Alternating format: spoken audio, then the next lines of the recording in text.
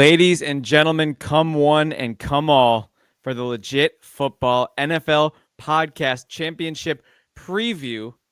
Ladies and gentlemen, I am here with Jimmy Ray from NFL Stats. My name is Kevin Phillip Fox, and really the stakes don't get higher. Actually, they technically do. And in roughly 2 weeks' time, we'll be talking about a game that has higher stakes than this. The trip to the big ticket. I digress. The trip to the moment. The trip to the moment. We are punching 2 tickets to the Super Bowl. There's 4 teams who have their punch cards, and they want to get it. They want to get their ticket punched, but only 2 will be punched. And usually we have a fancy little intro where we bring in Jimmy from NFL Stats, but we don't have our scab producer Adrian Revito here to remind us to hide Jimmy from the stage. So there will be no suspense. Do it again real quick if you want. Yeah, why don't we do that? I'm just going to kick you out really quick, and then I'll just bring you back in, okay? Okay. Ladies and gentlemen, my name is Kevin Phillip Fox, and I'm here with Jimmy Ray from NFL Stats. Jimmy Ray, how the hell are you? Oh, let's go! Come on! Go. Good to see you, man. Yeah, first time seeing you. I wasn't on like 5 seconds ago. It's a pleasure seeing you. True. Yeah, long time no see. Hat. You know, we got 2 very different hats on. But let's focus on Bills today. It's all Bills, Eagles, Commanders.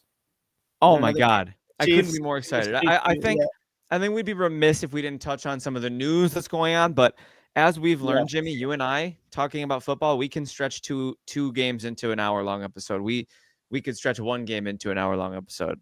Yeah, so, we can get through. There's a lot of news, though. I'm not too concerned. Why don't you give me a couple of your top hits? But before we do, we have to give special shout outs to Titan Maximum, who is one of our most frequent commenters, and I'm just so happy he's here.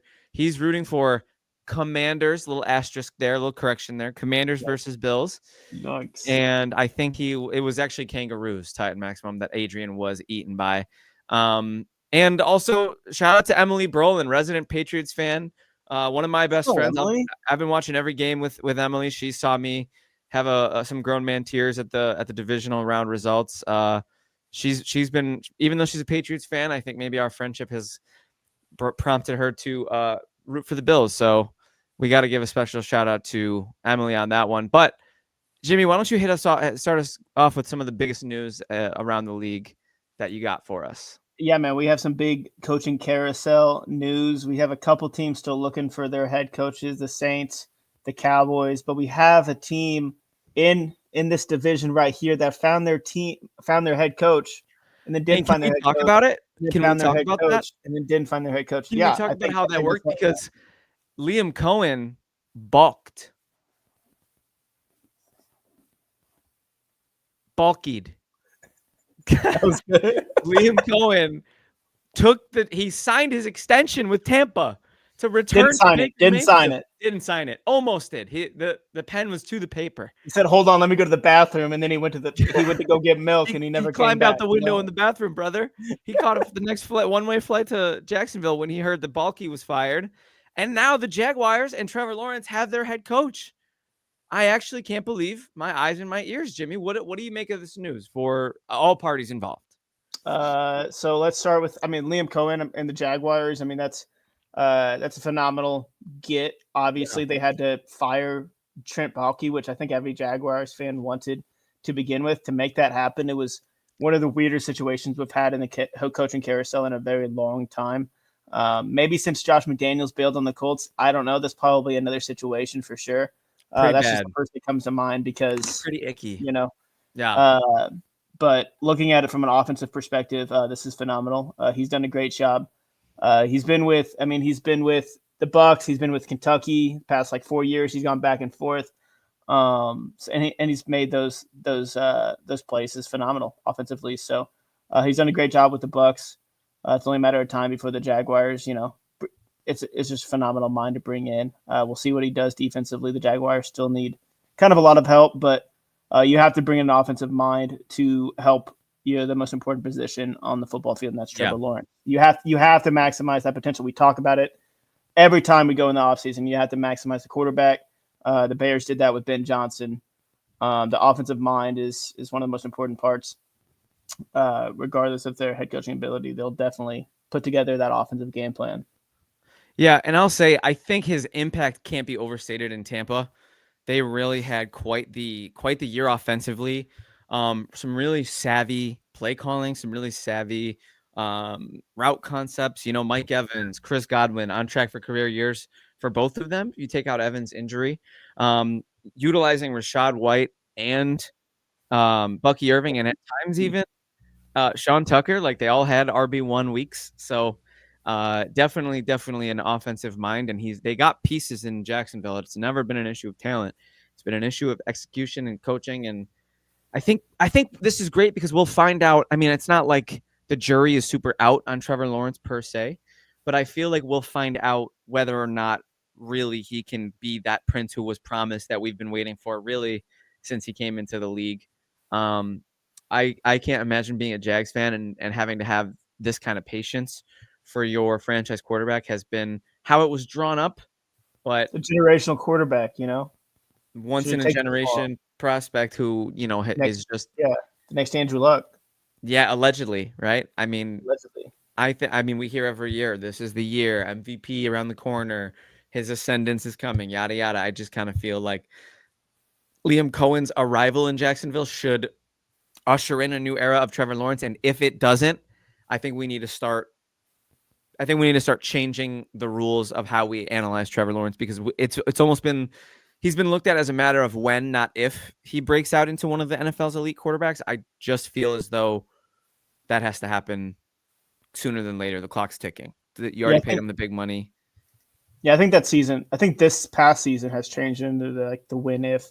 I think it's definitely changed from that standpoint. But I mean, you see quarterbacks like Jayden Daniels come in and lead your team to the championship game in their rookie season. Obviously, it's an anomaly. But we've seen Jayden Daniels be that guy. It's been quite some time since we've seen Trevor Lawrence being able to lead a team like that. Jaguars have had pieces. If Jayden Daniels was on the Jaguars, I feel like that would be phenomenally better. So at what point would Trevor Lawrence kind of show that? And at what point do you cut the cord on that despite the contract? And we've seen teams cut the cord on quarterbacks before. Yeah. But yeah, it's a big loss for the Bucs, going back to Liam Cohen. Yeah. Big get for the Jaguars. Crazy situation as a whole. Yeah. Just kind of ghosting them for a while. If you want the job, go get that job. Yeah. Do you burn bridges along the way? I don't know the situation. That's kind of the fear. Based off of the reports and stuff, maybe. But you got to look at it too. Head coaching job. Baker, 8 years in the league, 8 different OCs. Very unfortunate for Baker. And wait a minute, ladies and gentlemen, is that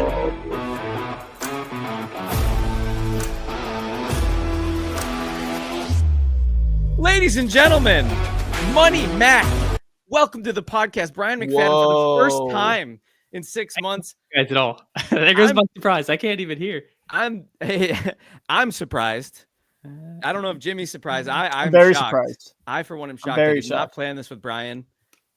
He can't hear anything. He has no audio. Brian, figure out your audio. We're going to keep talking about NFL news. Ladies and gentlemen, this is Brian McFadden, a co-founder of Legit Football, and we could not be more honored to have him on our podcast for this division or championship preview. Brian, as soon as you get your audio straightened out, we'll chat with you. He's gonna keep figuring stuff out. But he's yes, the only one with theme music. Maximum. He is the only one with theme music today, and it's a big surprise. Jimmy, I actually did secretly know about it. I didn't want you to know about it because this is a huge deal. This is Brian McFadden, co-founder of Legit. That's Football. why we started on time today. That's why we started on time today. The boss is here, so just you had to say it. You had to out us. But he's gone again. But for those of you who don't know, you're about to get some of the hardest hitting analysis that you've gotten all year, respectfully to me and Jimmy, right? We're great, but Brian's the big dog. Right. Yeah, we're all right. Brian's the big dog. So any other news you want to talk about? Because, now that it's been... Oh, he's back. Now that it's been spoiled. Money Mac is back. Should we do the music again? Hear, though? Yeah, do the music again.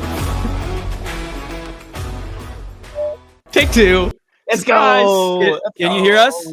Yes. He can hear us. Let's go. It's been so long since I podcasted. I forgot how basic audio settings work. There's so many knobs that you got to turn, brother. But Brian, welcome in to the Legit Football Podcast, the house that you built. How are you? So good to be here. You've been inviting me on the show literally every week all season. True. Busy schedule. Been wanting to come on, and this Friday I was like, you know what, Kev? I think I might. Finally took me up. You did it for the Bills. Yeah. Well, it's gonna be a fun. Somebody's gonna have to level me out because I know Jimmy won't. He'll just gas me up. So Brian will level me out. We'll have some good, clean analysis. Brian, so we're catching up on news because we got 2 games to talk about and roughly an hour to do it. So any big news stories you want to touch on before we get into the big dances? Did you guys talk about Slowick already? Not yet. No, we just started. We started talking about Liam. Take the reins. No, that was the big one for me. I mean, I know that the Houston offense went down this year, but there was a lot of praise, and he was getting head coaching fire last year. How do you go from there to, you regressed a little, but you lost Diggs, you lost Dell, you had Stroud took a little bit of a step back. The offensive line was horrible blocking. I get they let their offensive line coach go too, but I don't know. It felt like they pulled the plug a little early on Slowick. What do you guys think there? Yeah, I definitely felt as though the steam had cooled off, and I was kind of personally, like, I had adjusted him in my own head of the level of respect that I had for him and his kind of imperviousness to adversity, losing guys due to injury, not having the pieces, yada yada. Because it felt like last year when they had less pieces and more adversity, they performed better. And I think Stroud's regression, I think you pointed that out. I think that's a huge part of why they might have felt compelled to make the move. I think firing, I agree, it's a little dramatic. And I think he'll probably find a home. Pretty confident. I think so too. He'll get a coordinator job and whatnot. But yeah, pretty jarring news. But I guess given the regression of CJ Stroud and the underperformance, I'm not too shocked, to be honest. Like, this guy ends up in Tampa Bay or Detroit, Houston's going to be very, very sad to lose a play caller like that. And where do they go? Right? Like, have they already replaced him? Like, where do they go from there? Yeah, I mean, it's been a couple weeks now. I feel like they have to have some sort of plan in place for who they want. I mean, it's once it's like a couple weeks out from losing your playoff game, it's like, okay, we'll see what happens. But it's been a little while now, so it's unfortunate. But yeah, with all the injuries and stuff, like Brian mentioned, it's surprised me for sure. But terrible O-line. Yeah, like one of the worst in the league. Yeah, it's very bad. So Brian, thoughts on the Liam Cohen pivot? Well, first of all, power move by him, playing the Jags the way he did just to get Baalke out the door. So kudos to him on that. As far as what he did to the Bucks, I don't know. He claims, I don't know if you guys saw this, his wife was on Twitter and saying that, all right, we had a sick kid and we had to go to the hospital. That's why the Bucks couldn't reach us. I mean, that's what hurt, he said, she said kind of thing. He was in Jacksonville. I guess so. Because Jacksonville and Tampa are so far apart. I don't know. It's not like he's across the country. You can't send a text while. That's a good point, Brian. I did not even consider the proximity. Yeah, as somebody who spent many years in Florida, it's just one coast to the other. It's only a few hours. But I mean, if we're just thinking objectively, I like the fit, especially with Baalke out there. I mean, this was a lot of people thought, minus the GM situation, that the Jags were the best head coach opening spot, right? Yeah, the Bears had Caleb, but they still had the current GM. There's dynamics, and the Bears are the Bears. But you've got Trevor Lawrence there. You got Brian Thomas with an amazing rookie season. You've got a lot of pieces. Josh Hines-Allen on the defense. So the fact that multiple guys spurned them doesn't change the fact that it's still a great spot to land. And it's in a division that's winnable, especially after what the Texans are doing, letting go of a very talented offensive coordinator. So I know that it was weird flip-flopping, but I can't blame Cohen for taking a head coaching spot with what was supposed to be a generational quarterback in a very winnable division. There's only 32 of these things that come up, so I don't blame him for what happened. Can we be certain that, and I think we can, right? But I kind of am just giving everybody in the situation the benefit of the doubt. Can we be certain that it was a Cohen gambit to get Baalke out of the building, or was this Jacksonville realizing that their position was unfillable with a wart like him in the building? Is this Cohen? Both. I mean, I'm sure Liam. I mean, it wasn't like Liam Cohen probably hinted at it in the interviews and stuff. There's no reason to not do just to do that in the middle of the interview process if there wasn't some sort of hint, whether it's from Liam himself or from the outs. I think it was from Liam. So in some way, I mean, Liam, Liam would not if Liam didn't say that, then why would you do that? It was like 24 hours. Yeah, it was when the news quick came out that he turnaround. was accepting the offer to stay in Tampa Bay. And then Shad Khan, like less than a day later, is like, "Oh, we've relieved Baalke," and it's like, okay, and now, so the timing to me is too coincidence for it not to have been a play on Cohen's part. Yeah, I'm sure they said on Ben Johnson too.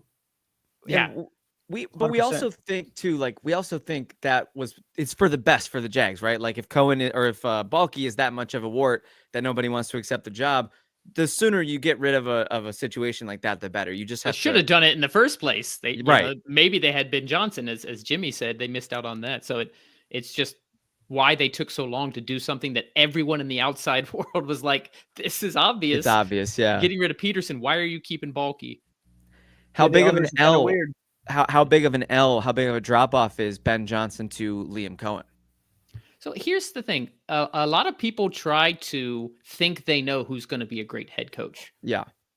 And we really don't.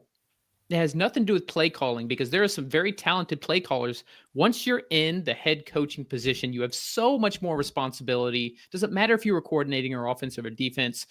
You have a whole staff to oversee. You have strength and fitness and the health stuff. And you have to be like a CEO of a company.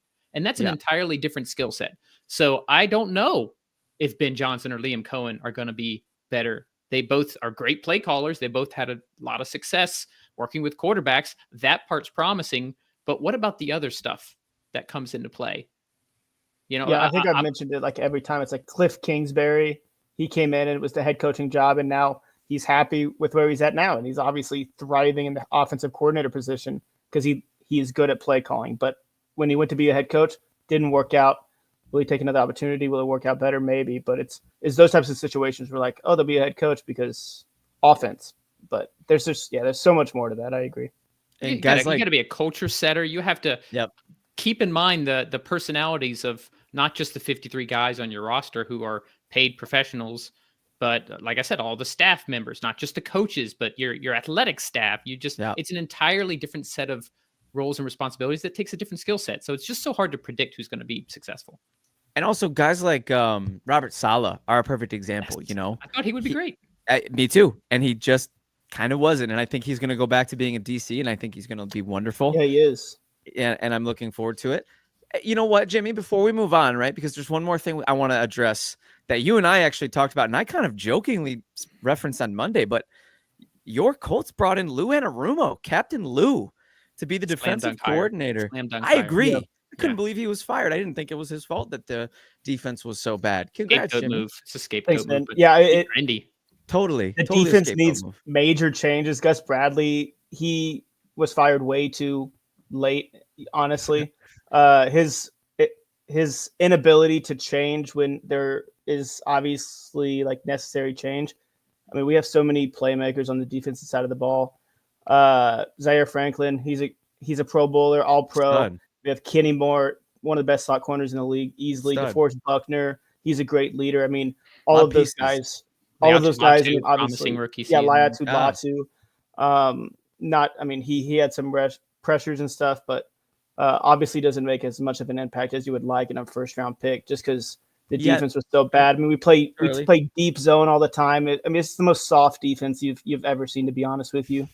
But not anymore. Yeah, seeing how Lou comes in, I think he's one of the more adaptable coaches, defensive coaches in the NFL. He's willing to do a lot of different things, willing to use disguises, willing to not play soft defense. So I'm excited for change as a whole.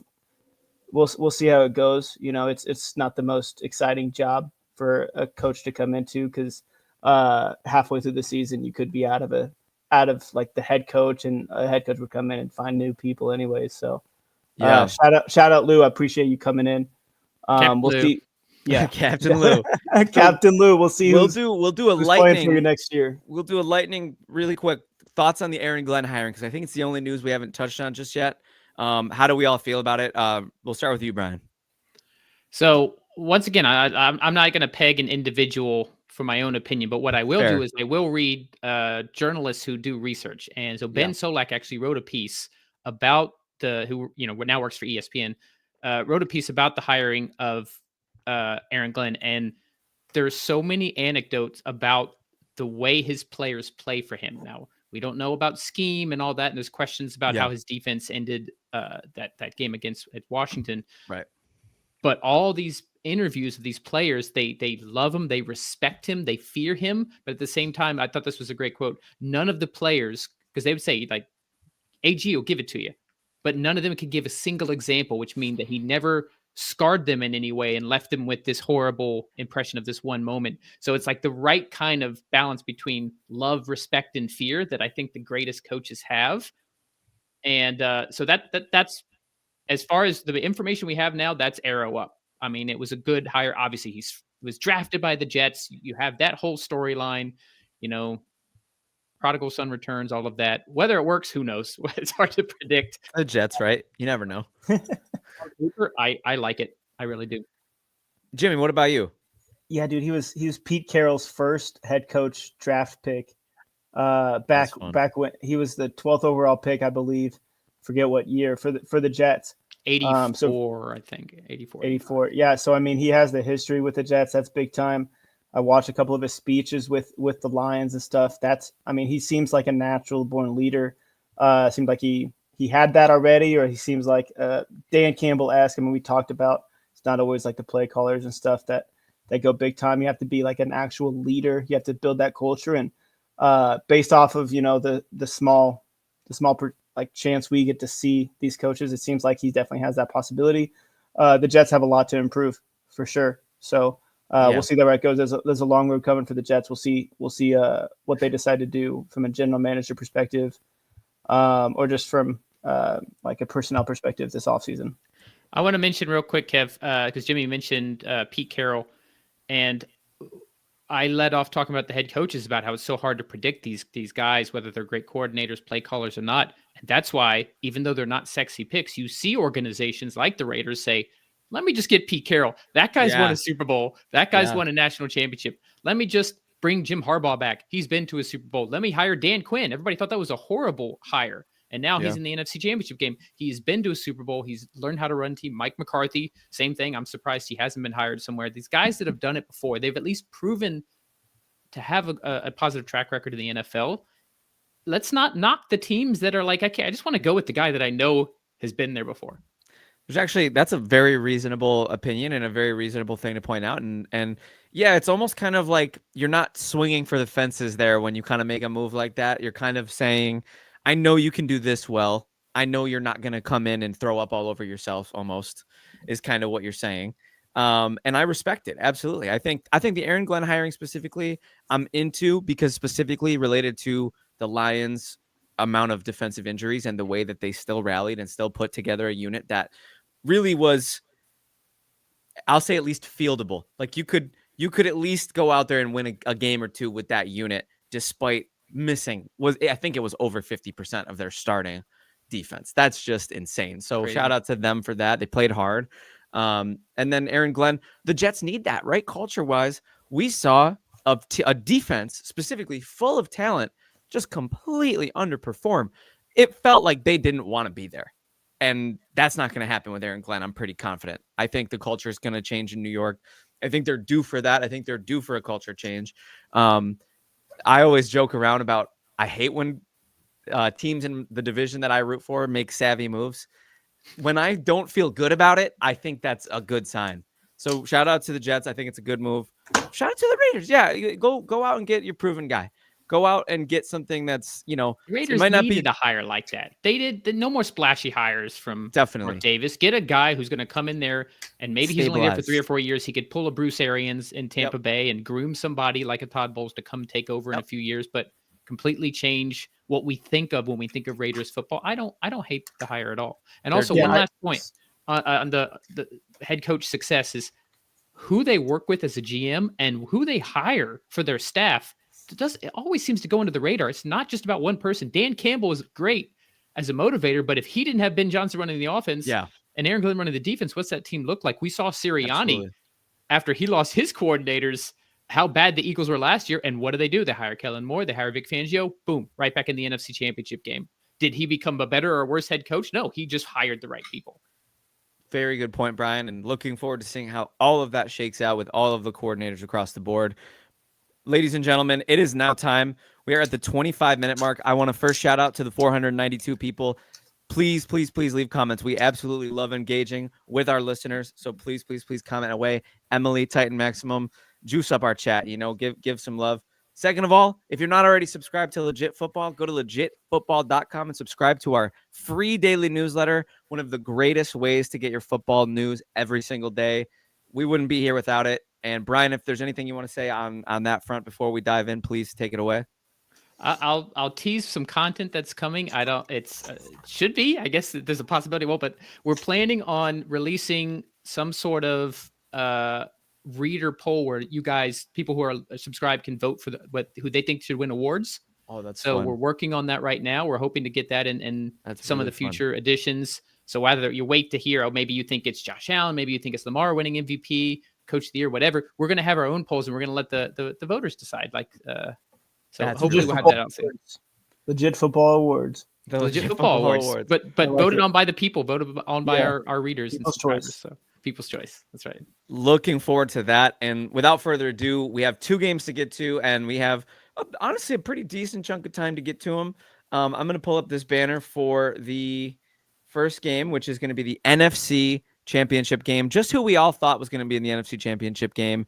The Washington Commanders traveling to Philadelphia to take on the 6-point home favorite Philadelphia Eagles. Brian, not sure how active you've been in the Legit Football podcast streets, but this offseason, we did our offseason darling, which is one of my favorite parts of the offseason. I picked the Washington Commanders. And you got Texans last year. I had the Texans. Did you pick the Commanders last week? It's kind of a running gag. I don't remember, Jimmy. You didn't. I don't remember. But convenient forgetting. But exactly. But I just wanted to say maybe I'm a whisperer. We'll see. Next offseason, there's going to be a lot of pressure on me. Brian, without further ado, take it away. Get us started, please, with our analysis of the Washington Commanders at the Philadelphia Eagles for the chance to go to the Super Bowl. First, I get that Philly's favored, but I think 6 points is a bit rich, for a conference championship game. So the Lions, for almost the entire year, everyone thought that they were the best roster. Even as they got so many injuries, they still found ways to win and win decisively. Well, Washington just went and beat them on the road in Detroit, and they're 6-point underdogs to a team that, now I get Hurts got concussed in the first quarter, but a team that Washington beat the last time they played. So let's keep that in mind. They actually match up pretty well with Philadelphia. And the fact that Jaden Daniels is a rookie, he's so calm. That's one of the biggest things is the more a quarterback gets experience, they tend to calm down. The quote, game slowing down thing, the game is already slowed down for him. So the biggest question here is going to be how much can Washington slow down Philadelphia's offense, specifically Barkley, because Barkley has, I think, 400 to 500 scrimmage yards in the 2 games that they've played Washington this year. Monster. And so it won't matter if Jalen Hurts has a hurt knee and Goddard is beat up and Cam Jurgens. It won't matter if they're just giving the ball to Saquon and he's busting these huge runs. And I know Philadelphia has been a great defense under Fangio, but I think that Washington is going to put up some points. Jaden Daniels is not, the moment's not too big for him. He can obviously beat you with his legs. He's a very slippery runner, which it helps because he's built very thinly. That's been one of the concerns is that he's got such a thin frame and he's going to take a lot of NFL hits, but he's shown that he can be a savvy runner. Like when Lamar first came into the league, didn't matter that he was a small guy. Nobody could really get a hit on him. So, he had the rib injury earlier in the year, but he's really shown to be a smart runner. But his passing is really what's blown me away. The way he goes through progressions, the accuracy he has on deep balls, him and Terry McLaurin. Thank you. Terry McLaurin finally got a quarterback after all these years. So I don't know if we're going to give analysis, then go around and make picks, or give my pick now. I don't know how we'll go round table analysis for a while, because there is only 2 games to talk about. So if know, normally in a 16 game, we would probably already be at the picks portion. That was a very solid opening line there, Brian. But there's 2 games, so we'll dive in. Jimmy, I don't know. You got anything to say about Brian's analysis? I personally think he was pretty spot on. I think he sniped. Brian still got it, man. He still got it. Brian still got it, man. Yeah. Like riding the bike, right back on. I may not know how to turn on my headphones, but I know how to talk about football. Yeah. I don't know how to maybe take off the brake on my bike, but I know how to get on it afterwards. Exactly. And I know how to ride it. Yeah. No, but your analysis was great.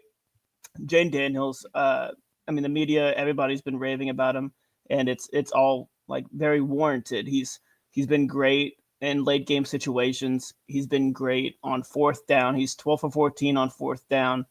Passing the ball, he has 100+ yards passing the ball on fourth down. That's an insane stat. That's absolutely insane. NFL stats, brother. In regular season, he was 8 for 8. I mean, has a 140 passer rating on fourth down, and in the fourth quarter itself, he's been great. He's made very few mistakes. Both of these teams, 6 takeaways, 0 giveaways, 0 turnovers in the postseason this year. So we have good teams, 2 teams that aren't making mistakes when they need to not make mistakes, which is obvious in the playoffs.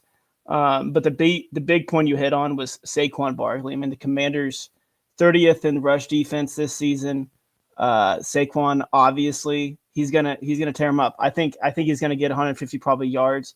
I don't think that's kind of debate at this point. He's gonna break off some runs, but the question is he gonna break off those 60-yard touchdowns that he's been breaking off every year, or every game? Honestly, I mean, he has 6 this season, so we'll see how it goes. But as you mentioned, the Lions had one of the best rosters, if not the best roster in the NFL.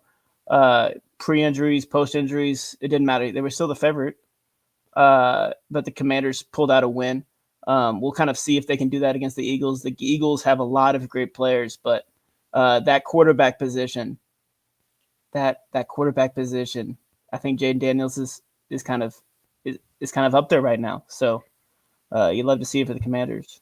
Yeah, and we had a really fun debate, Brian. I think it was last week. Maybe it was 2 weeks ago, where I think it was after the wild card round, where we talked about the tiers of quarterbacks, right? And I thought it wasn't too early to put Jayden Daniels at the bottom of the first tier. And there was some, some conversation in the chat, and Jimmy and Adrian maybe wanted to pump my brakes. That was prior to the upset in the divisional round. I don't know how a long off season. I don't know how you're going to keep him out of that conversation. I really don't, especially if he goes out there and takes Washington to the Super Bowl in his first season. I agree with everything you guys have said so far. I think if I wanted to kind of put my own little 2 cents into it, fun fact, right now, I consider this free money. Brian, there's a segment on the show now called Bet Kev's Rent, where you just take my rent money and you go bet it on a line. He's about to lose his house. I don't want you homeless. I'm on my third one. I'm on my He's third about to move back to Indiana, Sleeping on Jimmy's couch again. Yeah. Let me tell you, 24.5 is the line for Saquon Barkley's longest run of the game, and that's been free money all year. 24.5 yards.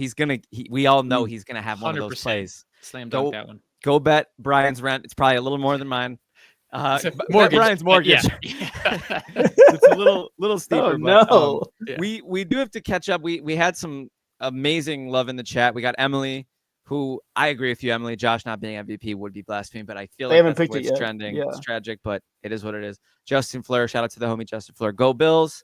Emily does not want to see the Chiefs back in the Super Bowl, or she will be attending Disneyland during the game. I was just in Disneyland. It was so fun. Nice. California Adventures. Great time. I've been, yeah. Jayden Daniels, best rookie ever. Can't disagree. And we'll close it out with 2 years in a row. Kev's going to be in Super Bowl. We'll see. I got to get 3. Regardless of what happens.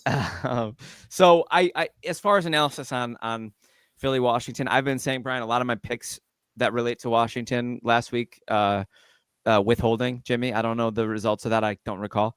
But it has to do with pixie dust and whether or not they have any left, because they've been using that pixie dust all year, whether you go back to the Hail Mary, whether you go back to their regular season win against Philadelphia, whether you go back to the game where they punched their playoff ticket, I believe, against Atlanta, last game of the season, Tampa in the wild card, now Detroit last week.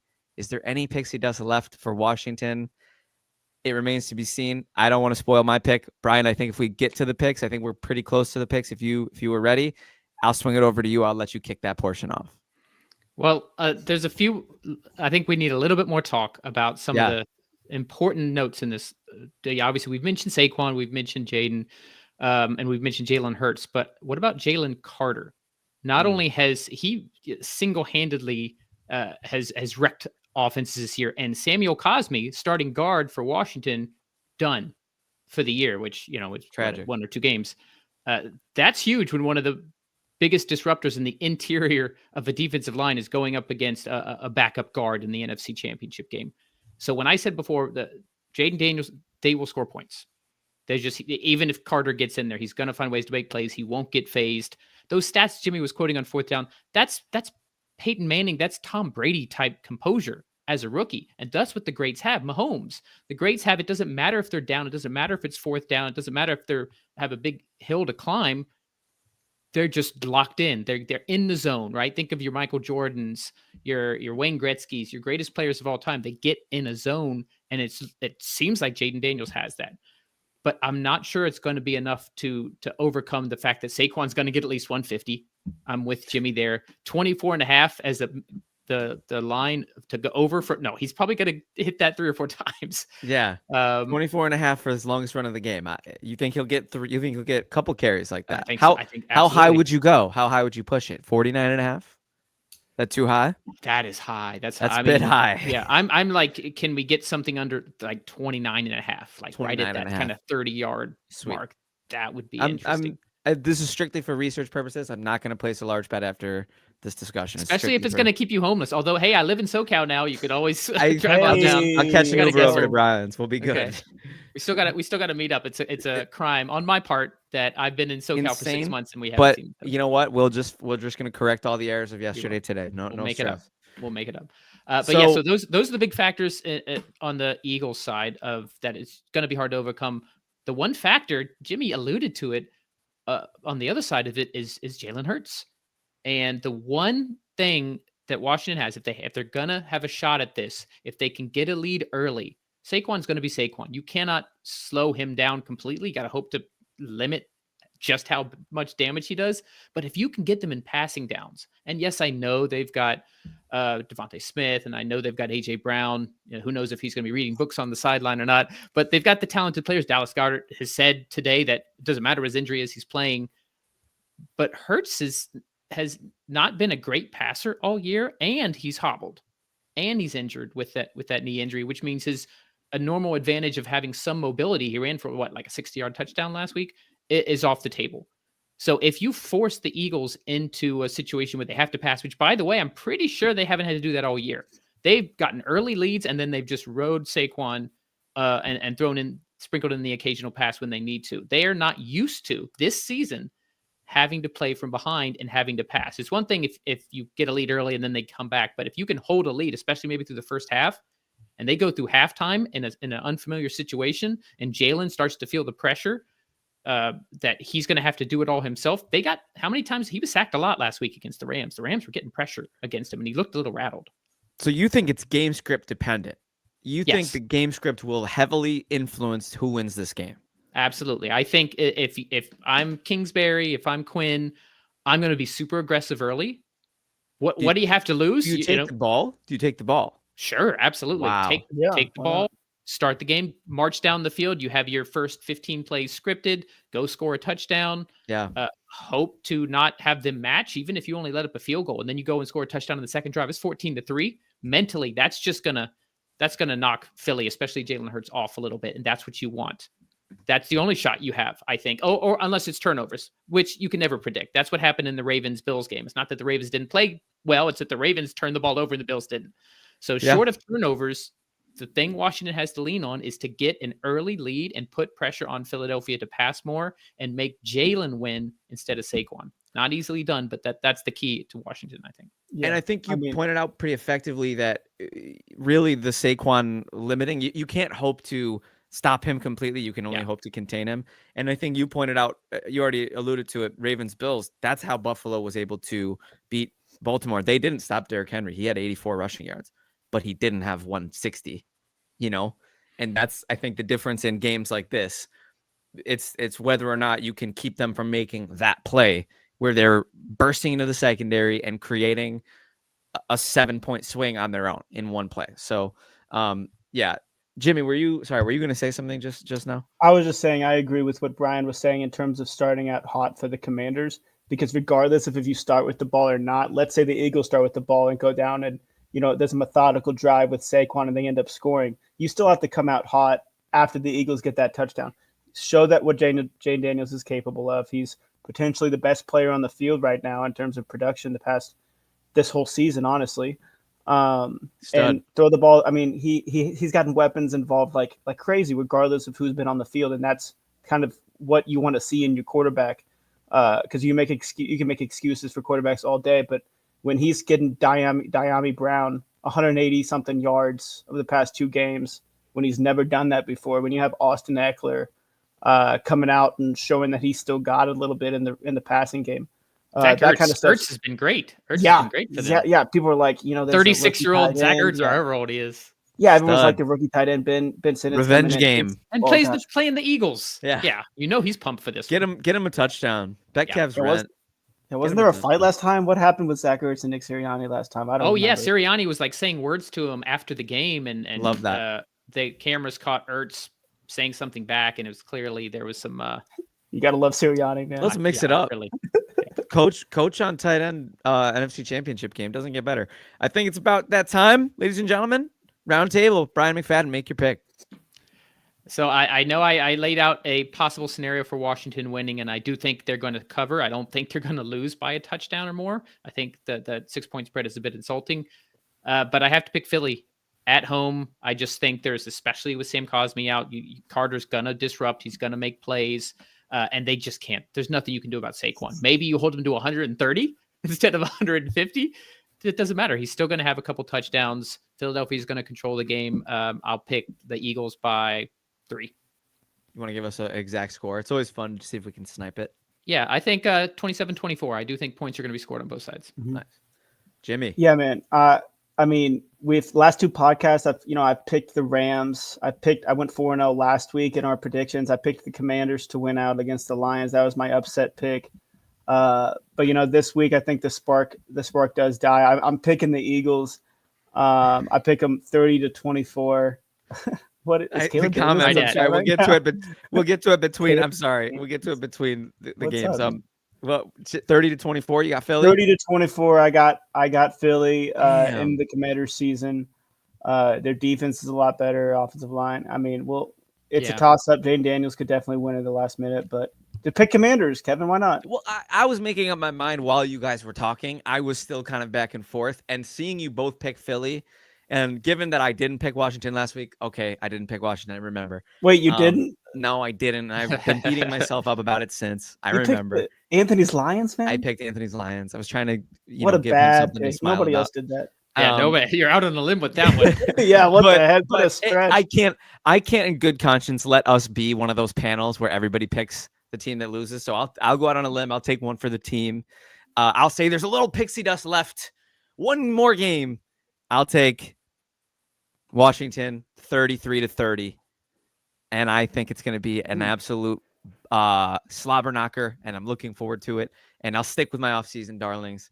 Let the record show, by the way, I really want Washington to win. So I'm glad one of us picked them. I don't want to see Sirianni and the Eagles in the Super Bowl again. I'm a Commanders fan for sure. And you can imagine getting to our next game and maybe what I'm rooting for. You can imagine that I would rather not see Buffalo have to go up against Saquon Barkley in the Super Bowl. Yeah. Without further ado, we have some absolutely electric comments. Titan Maximum. It'd be great to bring that first one home for Buffalo. You're not kidding. Justin Fleur, thoughts on JP Lossman reportedly trying to make a comeback. If that's true, I'll welcome him as Josh Allen's backup. Love that guy. Let him hold the clipboard. Exactly. Why not? Commanders versus Bills, $1. Not sure what she means, but shout out to Eloise. She's the GOAT. Caleb Daniels. This one got me. I got to be honest with you. I love random stuff. Thoughts on former Dallas running back Tashard Choice, 2008 to 2011. Caleb, I don't know if that's your cousin or where that came from, but he was great. I think he might have had a stint in Buffalo. He's a first-round pick in fantasy this year. Absolutely. Yeah. Dynasty. Yeah, get him Dynasty. now. Yeah, he's Get him 10-year now. dynasty assets. Oh, wait, on my to team. 11. What a specific. Do you think Trent Edwards' report of him coming out of retirement to try and start for the Bills is something to worry about if you're Josh Allen? Justin, you are on fire. Keep it coming. He's just throwing all these past Bills quarterbacks out there. Is that like 2000s lore in the chat is just really, really making my day. I can't. There's a lot of history. I will say this as someone, as a Dolphins fan who's watched the Bills suffer for so long. It feels like you guys are. This is cathartic for you. You're exercising those demons. By the way, you have to get there first. Let's keep that in mind. And then when you have to get there, like you did 4 times in a row, you have to win the damn thing. You know what? You're right. And so I'll say this: you mentioned the exercising of demons. It's almost like an exercising of demons world tour. We have we have the wild card round, which hasn't really been too much of a tough go. But Sean Payton's very good against bald head coaches, and we took care of business there with bald Sean McDermott. Then in the divisional round, we have MVP versus MVP. We have 9 Pro Bowlers versus 2. We have 7 All Pros versus 1. 0-3 versus them in the playoffs. We beat them. We handle business against Lamar. No worries. Oh, Lamar. I thought you were Lamar. talking about if we want to talk about the next one, that's the final team. That's the final boss before we get to the Super Bowl. But we have my Buffalo Bills. We have Josh Allen, Baby Cook, Khalil Shakir, and company traveling to Arrowhead to take on, as of this morning, 2.5-point Kansas City Chiefs. I was gonna say that's the spread went up, right? Newest swing. It was 1.5 open. It's 1.5 in legit football this morning. Teetered between 1.5 and 2 for a while. I believe maybe the news of Taylor Rapp missing the game may have. I don't know if he's worth a point, but he's a key piece. He picked off Mahomes in the first matchup, so not the best situation. But yes, my Buffalo Bills traveling to Kansas City to take on Patrick Mahomes. And you alluded to it, Brian, in that direct head-to-head matchup in the playoffs in the last handful of years, Josh Allen is 0-3 against Patrick Mahomes. I believe, correct me if I'm wrong, is it 4 straight in the regular season, though? 4-0 in the last 4 years in the regular season, I believe. He's 4-1 against him. I don't remember if it was 4 in a row or if it was. I think the last 4 in Bills Chiefs, Buffalo has taken care of business, including Kansas City's only meaningful loss on the season. I will get my poetics waxed. I don't know if that's how you would say that, but my poetic will be waxed. So we started with Brian last time. Jimmy, summer's coming up. It's good to have your poetic waxed before the warm weather comes. Beach season. Jimmy, why don't you take it away? Start us off. You letting me start? I'm letting you start. Oh my gosh, that's so kind, dude. It's too much for me. It's too much. I'm stressed. Yeah. Okay. I mean, we've already got the cat's out of the bag here. 0-3 in the postseason. That I wrote that down. I was like, maybe we won't talk about that immediately. Oh, I didn't let that stay. Like we're gonna. Maybe we would just avoid that topic of conversation. No, I mean, but yeah, this has been your guys' Achilles heel. This has been your guys' kryptonite, the monkey on your back, the whatever. I mean, this is the moment you've been waiting for. This is what you've expected. When Kansas City got the 1 seed, you knew you would have to go into Kansas City, beat the 2-time back-to-back champions, do it for America, because we all know America's cheering for that against the newly formed Patriots. But on the offensive side of the ball, you guys have been phenomenal all season. Even on the defensive side of the ball, to be honest with you, you guys lead the league in takeaways. You got, including the postseason, you guys have the fewest giveaways, the fewest turnovers all season long. You guys have been balanced on offense for sure. You guys have a very strong running game. We've talked about Baby Cook probably longer than anybody else, just because Kevin brings it up all the time. Love him. Yeah, we love him. We've heard about Shakir for so long because Kevin talks about him a lot.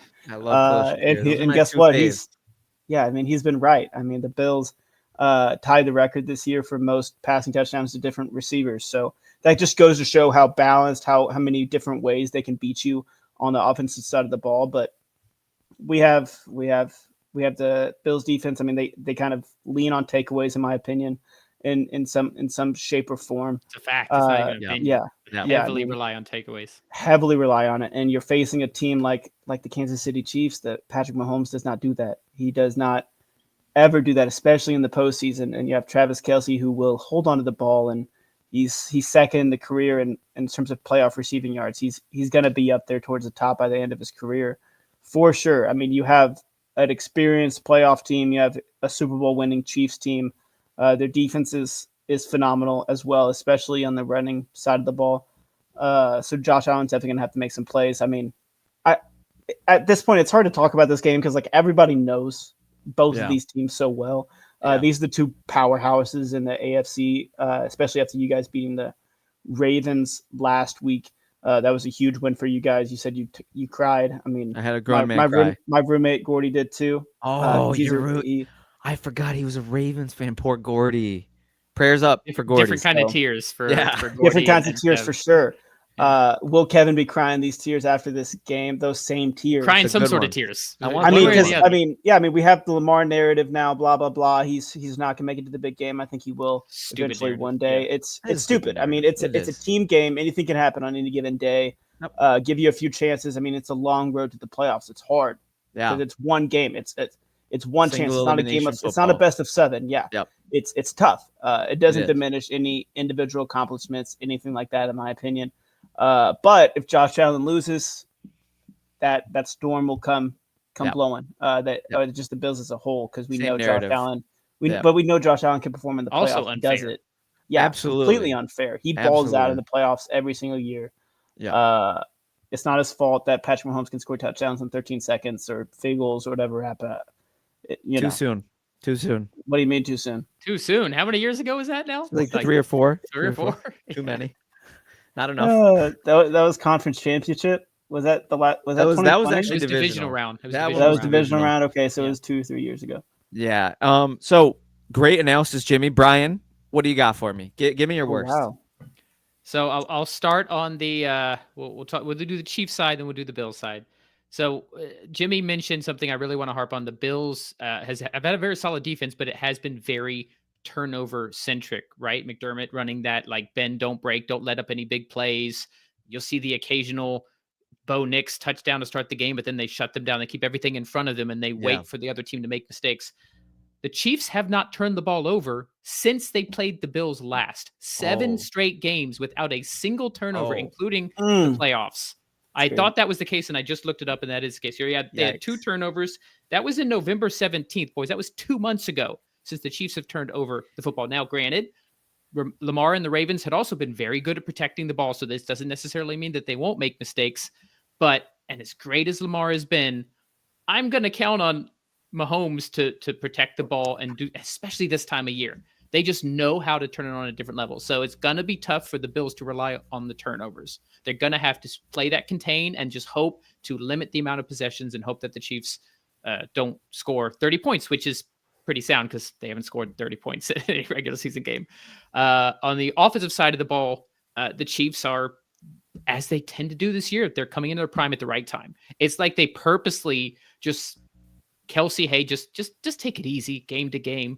Oh, it's playoffs. Trav, do your thing now. He just comes alive.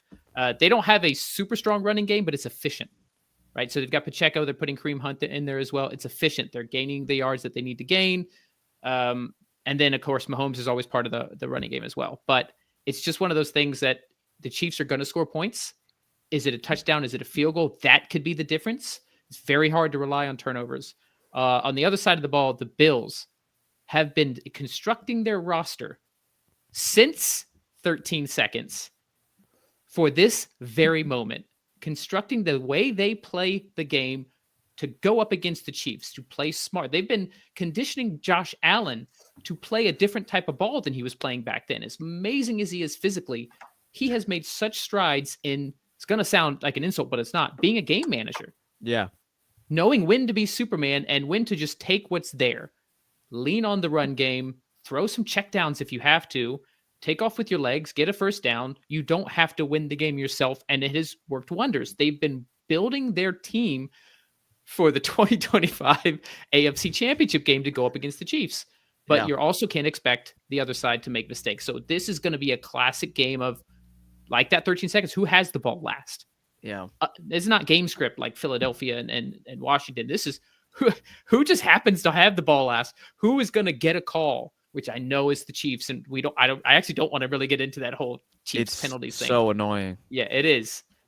Which way is the ball going to bounce, right? On a punt or on a pass that happens to ricochet off somebody. These are the kind of things. Yeah. And that's why it's so unfair on either side. Somebody has to lose this game. Oh, Mahomes, the Chiefs aren't as good as they used to be. Oh, Allen can't get past it. They both can't win, just like Lamar and Josh couldn't win last week. Yeah. So unlike Commanders, Eagles, this is literally going to come down to the very end. I think both teams are playing so smart and so conservative is the wrong word. They're just playing good freaking football. And so it's either a fluke mistake or who has the ball last. Yep. And I think you guys have really said everything that needs to be said. I got some things that I want to bring up. Brian, you pointed out the smart football that's been played on both sides. 0 combined turnovers by winning teams in the divisional round. Also, every single team who won in the divisional round was outgained by their opponent. Couple fun facts. Just kind of goes to show you the way of the NFL right now. It's not about the big explosive play. It's not about the big flashy statistics. It's about being fundamentally sound, playing complementary football, and not losing. As much as it is about winning, it's about not losing. The Bills didn't lose to Baltimore. I'd love to say that Buffalo beat Baltimore, but they didn't lose. And that's why they won. Right. And sometimes that's the case. And I don't know if you guys remember, but the decision to kick the field goal, it was very responsible, but it was difficult because in my nature, I love aggressiveness. I love nail in the coffin. You lock in going up 8 and you give Lamar Jackson the best he can do is tie the game. I digress. Mark Andrews. I'm one of the donators, ladies and gentlemen. Love that guy. I want to add on a specific point because I want to build on what you were saying there. Yeah. That style of football is you're giving the other team as many opportunities as possible to make a mistake. Yeah. So when you go up by 8, you are building in the chance instead of a single touchdown, they now have to do it twice. And what happens? The mistake happens because Andrew drops the ball. That's actually part of the plan. It's a great point. A long enough time frame, human nature, somebody's going to drop the ball in the end zone on a 2-point conversion. It just happened to be Mark Andrews. Yeah, that's a really good point. And I hate this because it's my team, but I have to acknowledge very similar to how New England won 5 or 6 championships in the 2000 and 2010s. It's especially the second phase of the Patriots when they didn't have Randy Moss. They weren't putting up crazy numbers. They were just playing insanely efficient and insanely smart, clean football. And so couple comments. Got to give some love here. My boy Q, appreciate you, love you too, bro. But really, he's a Ravens fan. You're a Ravens fan. Are you serious? Wait, Quentin, are you serious? You'd rather that's crazy to me. Even he's stung. He's stung from last. You guys beat them. What'd you do to him, man? What'd you do to him? And Justin, no AJ Klein this year helps the Bills tremendously. This guy's living in the. Justin's the goat. So I guess I'll say a couple things in addition. In terms of analysis, I think the Chiefs' run D has not been as good of late. They've been slumping a little bit. Buffalo's run O is picking up steam. Mm-hmm. Ty Johnson, Ray Davis, Josh Allen, Baby Cook. I think the Bills can punch Kansas City in the mouth. I really do. When they have the ball, especially. I love the replacing Diggs in the aggregate. I'm really loving the Mac Hollins, Khalil Shakir, sometimes Amari Cooper. A little more Cooper, please. I really don't like one target in a game for Amari Cooper in a divisional round, especially with the Ravens boundary corners. I thought that was, and same with Keon Coleman. I'd love to see them get a little bit more involved in this game, but I think the key for Buffalo is to run the ball, control the clock, keep Patrick off the field, and vice versa when the Chiefs have the ball. Same thing you did against Kansas City, but it's going to be a little bit easier. I think the way that you did against Derrick Henry, you got to do to Hunt and Pacheco. You can't let them live with 6 yards of play. You got to keep them in bad down and distances. And like you said, Brian, force Patrick to go and execute. And he will. He'll get his. The diving touchdown pass last week to Kelsey when Kelsey was just standing still in the end zone, I wanted to vomit. But it's also just incredible. That's just what he does. On the other side of the ball, right? When it's so I think that's what I was already getting at. I just think make Patrick beat you and live with the results. It's gonna be punch counter punch. It's gonna be waves. It's gonna be a fluky weird game. Anything we want to get to before we get to predictions? Any other pieces of analysis? Chris Jones is going to be a game wrecker. We already know that. Brian, you pointed out Jalen Carter in the other game. I think just copy paste that debate, but with Chris Jones. Yep. And amplified because Jalen Carter's in year 2. Chris Jones just does this year in and year out at age 30. Yeah. The only difference is Buffalo has their whole O-line intact, and their O-line's been sneakily one of the best in the NFL. So maybe you get them chipped a little bit. What were you going to say? I'll put a bow on this. Please.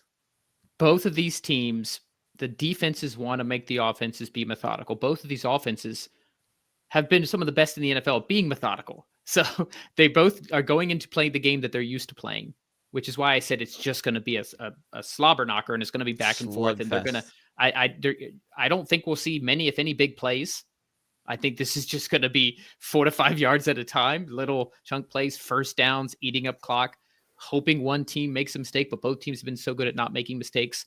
One factor is it is in Kansas City.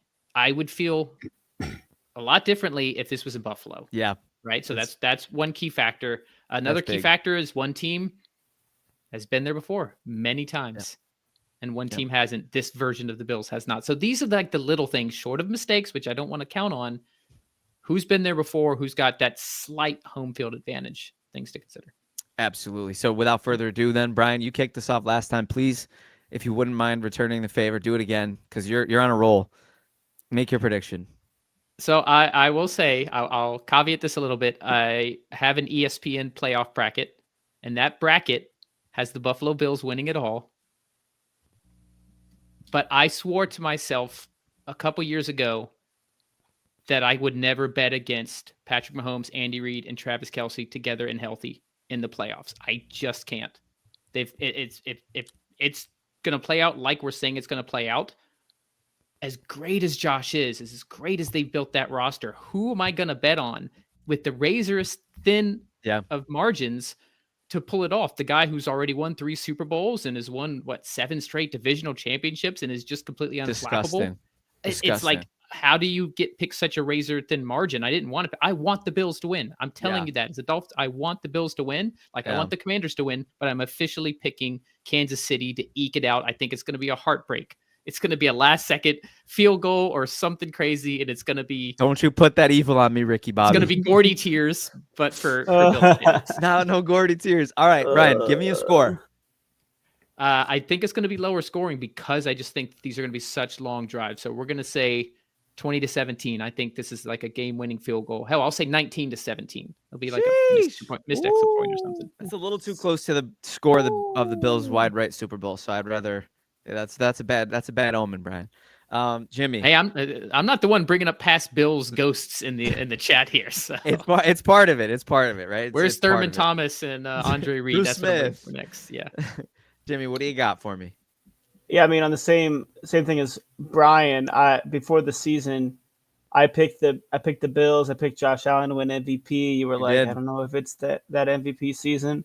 Obviously, he's very close to it. I don't think he'll end up getting it, but regardless, the Bills have shown they can beat the Chiefs, but in the playoffs, it hasn't been done before. But it's just one of those games that could go either way. And I agree with Brian that the home field advantage is always important. You have Patrick Mahomes, who doesn't make a lot of mistakes. It'll be hard to see the Bills winning if you see a 0 in the takeaways department for sure. But you know what? 24-21 Bills, baby. Why not? Hey, Why not? It could be their year. I'm riding with the Bills. FYI, I'm Team Josh Allen for MVP, by the way. Thank you, Brian. Thank you for sure. bringing some sense into the world. Because that's not a knock on Lamar. That is not I've waxed. a knock on Lamar. Yeah, I've waxed poetic plenty about Josh Allen, how he should be the clear MVP. But I do love Lamar Jackson, and their embrace at the end of the last game was just the ultimate display of sportsmanship by both Josh guys. Went right over to him. You got to love that. Like that was those top of mind. I got to go talk to Lamar. I love those two. Oh God. Yeah, this game is gonna be crazy and it's gonna be stressful. Really, I kind of felt like I was more intimidated by the Ravens matchup than I am this matchup. A large part given what they did to us in week 4, and also we beat Kansas City. We beat them every year. Yada yada yada. I'll come back to a case that we made about Jaden Daniels, and I'll apply it to the whole team. There's just a composure about this Bills team that the Bills haven't ever had. Everybody, it's business as usual. They're punching the clock. And that's something that I love to see. And it's something that I have not seen from them against Kansas City in a playoff game. And you can watch the highlights of years past and the opportunities that they let slip away, specifically really last year's divisional round game. Buffalo, I would say, soundly outplayed Kansas City. Bass missed a field goal. Diggs dropped a touchdown. I just feel like, yes, this game is at Arrowhead, but personally, I feel as though I think this team is ready. And Rick Rubin says it's not that you can't do something, it's that you haven't done it yet. And I think that that's where we're at with Josh Allen and beating Patrick Mahomes in the playoffs. I'm confident to say that this will be the year. And you know what? I had a conversation with my father on the phone. My father, PK Martini, I think he's in the chat. He's one of the most jaded Bills fans I know. He lived through the 4 Super Bowls, the pain. He was telling me how Denver was going to upset us in the wild card. So, you know, I don't really ever take his takes too seriously. But I said on the phone to him today, like, there's an emotional part of every fan who says it's now or never, right? Like, this is the year. Like, this is the 4th time in a row. If you don't do it now, will you ever be able to? The truth is, every single year is a new year. Every single deck of cards is a new hand. And I am confident that at some point with Josh Allen in tow, the Bills will be hoisting the Lombardi. And, you know, it's why not us every year. I say, why not us right now? I think Buffalo's going to take care of business. And I'll say they win 26 to 22, and it's going to be a weird game. There's going to be weird 2-point conversions, and it's going to be one of those games where the Apple Watch is going to tell you to check your heart rate and to chill out. But it's going to be a great game, and I think Buffalo's going to take care of business and punch their ticket. You may want to take your watch off before the game. You're going to be getting a lot of alerts. About it. Yeah, it's not worth the anxiety. You got enough anxiety. Take. I'm so excited, you guys, and what a time it was talking about the games. Any last minute thoughts? Anything we all want to say to the listeners before we sign off until our Super Bowl preview? I'll say whoever wins this game is who I'm picking for the Super Bowl to win. Like, this to me is, for all intents and purposes, the Super Bowl. Is great. Yeah, Philly and we had the conversation about the Commanders, and Jaden Daniels has got a bright future ahead of him. It's almost unfair that this isn't the Super Bowl, right? Yeah. PK, that's your dad, right? My dad, it's in true my dad fashion. 68 points. He picked Denver in the wild card. Don't listen to him. Okay. Maybe that's a reverse jinx thing. Maybe that's good for you going, guys. Dad. Keep going. I love it. But yeah, it's almost unfair that the 2 best teams in the NFL are playing in the conference championship instead of the Super Bowl. And I will say this is the best shot the Bills have had against Mahomes. And if they don't win this year, they might need Kelsey to retire or Reed to retire or something in order to get past him. It feels like that, right? And you hear all the time about the Manning Brady comparisons, and I don't want to hear that until Josh wins one, because Manning eventually won one. I know it was like his 7th season or whatever, but right now I'm waiting. I don't want to even hear that until Josh goes. You know, right now Josh. This is going to sound really disrespectful. No, I'm not going to say it. I was going to say he's Philip Rivers. Now you got to say it. He's not. He's not Philip Rivers. But until he wins, until he gets to the, you know, we can't be anointing, but he will be. I think he's that good. Deion Dawkins, when I met him at Barbell Tavern this offseason, told me Josh was like Michael Jordan to him. And let's see if Jordan can beat the Pistons. Let's see. Guaranteed nobody ever called Philip Rivers Michael Jordan. So that's already. We're different. We're already in a different. I took it back. I didn't say it. There's a divergence. Yeah. Right. Ladies and gentlemen, chat, PK Martini, Justin Fleur, Quentin Dennis, Titan Maximum, Emily Brolin. We missed Armand today. It would have been great to have Armand. Yeah, what the heck? Jimmy Ray of NFL Stats. I'm on and Armand's not there. It's fluky. Crazy. He's gonna be so mad that he missed this. We could not be more happy to have you, Brian. Really hope to have you more. Let's make this a habit. And anytime I'm able to, I'm on. It was a blast. It was so great sliding right back into the podcaster phase from all the business running phase. You guys have done an amazing job keeping the podcast going. So thank you for that. We got to get an audio version of this again. I agree. Yeah, we got to get this back so people can just listen in case they're not, able to watch on YouTube. So I'm just getting ideas as we're sitting here. How can we percolate? How can we pop up the podcast? Love it. Percolate. I love it. All right. Well, ladies and gentlemen, my name's Kevin Phillip Fox. He's Money Mac. He's Jimmy Ray, founder of NFL Stats. Enjoy your championship weekend. Go Bills, and we are out.